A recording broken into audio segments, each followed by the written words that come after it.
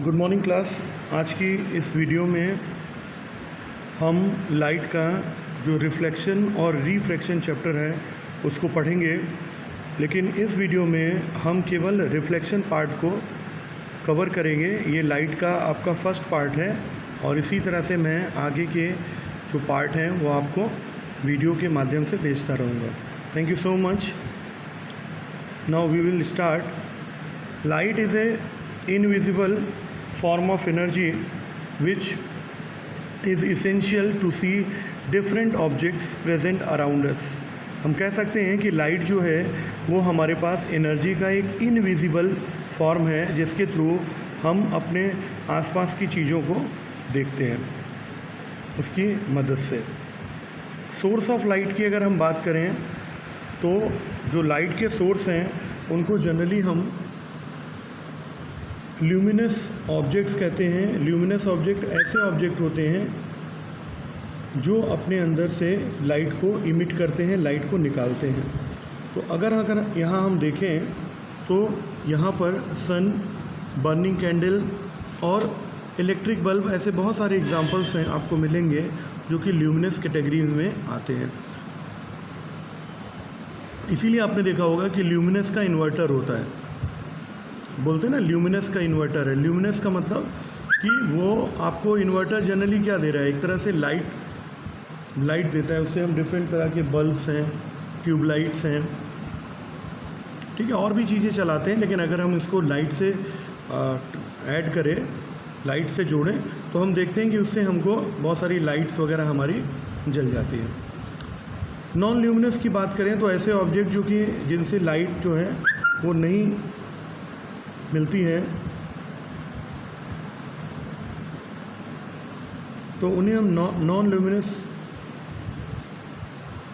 Source कहते हैं, जो लाइट को इमिट नहीं करते हैं। जैसे बुक है, चेयर है, मून। कई लोग ऐसा सोचते हैं कि भाई मून तो लाइट निकालता है, इमिट करता है, लेकिन ऐसा नहीं होता है।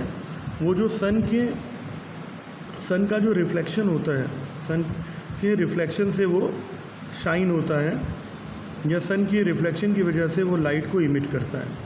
आइए लाइट की प्रॉपर्टीज़ के बारे में पढ़ते हैं। लाइट की प्रॉपर्टी जो है, सबसे पहले अगर लाइट एक मीडियम में ट्रेवल कर रहा है तो केवल एक मीडियम में, मतलब सिंगल मीडियम में जा रहा है, जैसे एयर में है, ठीक है, या वैक्यूम में है, तो उस कंडीशन में वो केवल स्ट्रेट डायरेक्शन में ही ट्रेवल करेगा।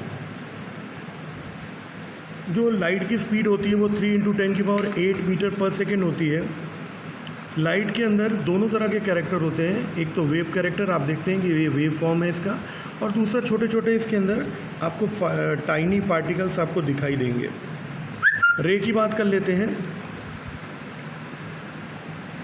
द डायरेक्शन और path along which light travel, ऐसी कोई चीज़ जिसके सहारे से, जिसके साथ लाइट जो होती है एक अगर निश्चित डायरेक्शन में ट्रेवल करती है तो उसे हम क्या बोलते हैं, रे। मतलब हम रे से कह सकते हैं कि रे हमारे पास क्या है, जिसका डायरेक्शन फिक्स होता है।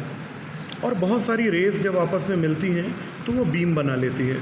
बीम जो है हमारे पास वो 3 तरह की होती हैं। पैरेलल बीम, दूसरा है हमारे पास कन्वर्ज बीम, और तीसरा है divergent beam.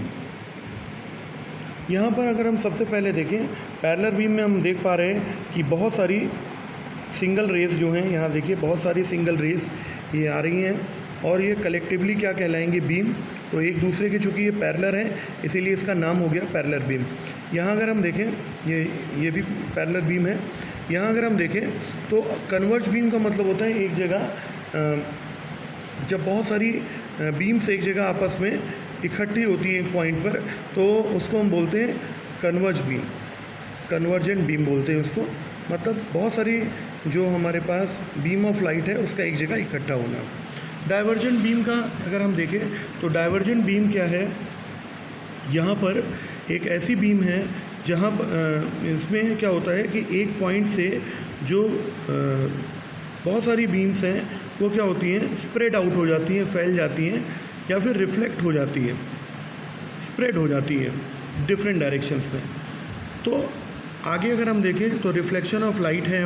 Reflection of light क्या होता है कि लाइट का, किसी इंसिडेंट लाइट का किसी सरफेस पे स्ट्राइक हो करके उसी डायरेक्शन में चले जाना। जैसे ये लाइट मान लीजिए ऊपर से आ रही थी, ये इसका मीडियम था और वापस ये फिर उसी मीडियम में चली गई। मीडियम क्या था इसका, ये मीडियम था, मान लीजिए ऊपर का ये मीडियम था और वापस फिर ये इसी में, ये मान लीजिए मीडियम है, तो ये इस मीडियम से ये आई थी और फिर वापस इसी मीडियम में ये चली गई। तो इसी मीडियम से आई और इसी मीडियम में चली गई टकराने के बाद, तो ये प्रोसेस क्या कहलाएगा, रिफ्लेक्शन कहलाएगा कि when an incident ray striking on a surface and back to the original medium, the process या phenomena is known as reflection of light. यहाँ पर कुछ चीज़ें हैं, जैसे पहली आपके पास इंसिडेंट रे क्या होती है, तो किसी सोर्स ऑफ लाइट से आने वाली रे जो है वो इंसिडेंट रे कहलाएगी। जैसे मान लीजिए कैंडल है, ट्यूबलाइट है, बर्निंग रॉड है, टॉर्च है, ये सब हमारे पास क्या है, इंसिडेंट रे के एग्जांपल हैं। दूसरा है रिफ्लेक्टेड रे। मान लीजिए ये सरफेस पे हमारे पास स्ट्राइक हुई और स्ट्राइक होने के बाद जो रे वापस उसी ओरिजिनल मीडियम में चली जाती है, तो वो हमारे पास क्या कहलाती है, रिफ्लेक्टेड रे कहलाती है। तो रिफ्लेक्टेड रे मतलब पहले ये इंसिडेंट रे थी जब तक ये किसी सरफेस पे फॉल कर रही थी। जैसे ही ये सरफेस पे फॉल कर की, उसके बाद अब ये यही इंसिडेंट रे क्या बन गई, रिफ्लेक्टेड रे बन गई। नॉर्मल एक परपेंडिकुलर लाइन है जो कि क्या करती है, इंसिडेंट रे और रिफ्लेक्टेड रे को आपस में क्या करती है, डिवाइड करती है।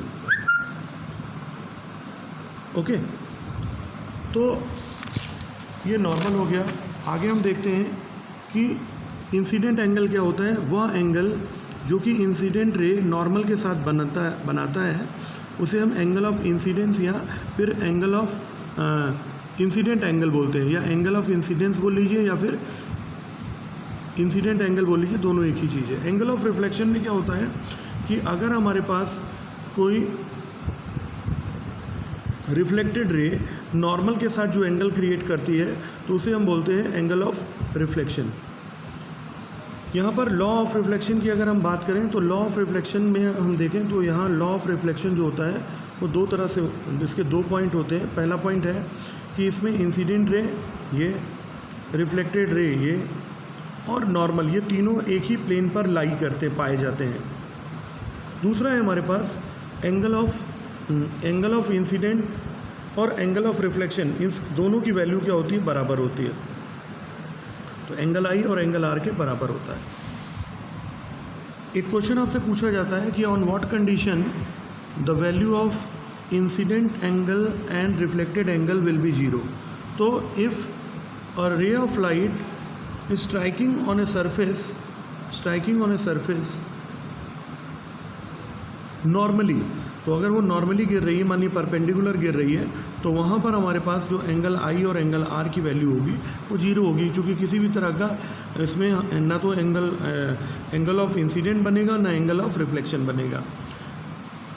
आगे चलते हैं हम टाइप्स ऑफ रिफ्लेक्शन की बात करें तो तीन तरह का रिफ्लेक्शन होता है, लेकिन जनरली हम यहाँ दो तरह के रिफ्लेक्शन के बारे में पढ़ेंगे। चूँकि मल्टीपल रिफ्लेक्शन भी होता है, लेकिन यहाँ हमने दो तरीके के रिफ्लेक्शन को लिया है। रेगुलर रिफ्लेक्शन क्या होता है कि अगर हमारे पास कोई इंसिडेंट रे जो कि पैरेलल है और वो किसी सरफेस पे स्ट्राइक करने के बाद जब वो रिफ्लेक्ट होती है तब भी वो पैरेलल रहती है, तो ऐसी जो हमारे पास ऐसा रिफ्लेक्शन क्या कहलाता है, रेगुलर रिफ्लेक्शन कहलाता है। रेगुलर रिफ्लेक्शन में जो सरफेस होती है वो हमेशा प्लेन होती है, और ये इसका एग्जांपल है, बेस्ट एग्जांपल है प्लेन मिरर। दूसरा है हमारे पास इरेगुलर रिफ्लेक्शन। इरेगुलर रिफ्लेक्शन के अंदर अगर हम देखें तो ये हमेशा रफ सरफेस में होता है। इसमें आने वाली इंसिडेंट रे जो कि पैरेलल होती हैं वो रिफ्लेक्शन के बाद पैरेलल नहीं होती हैं अगर, तो वो हमारे पास क्या कहलाता है, इरेगुलर रिफ्लेक्शन कहलाता है। तो इरेगुलर रिफ्लेक्शन जो होता है वो हमेशा रफ सरफेस पे होता है।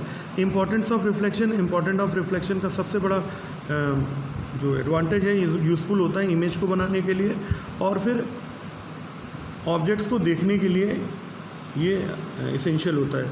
तो आज के इस वीडियो में हमने ये कवर किया, पूरा रिफ्लेक्शन टॉपिक हमने कवर कर लिया है। अगले, ये लाइट का फर्स्ट पार्ट है, आगे के पार्ट में हम आगे की चीज़ों को देखेंगे। Thank you so much, thank you very much.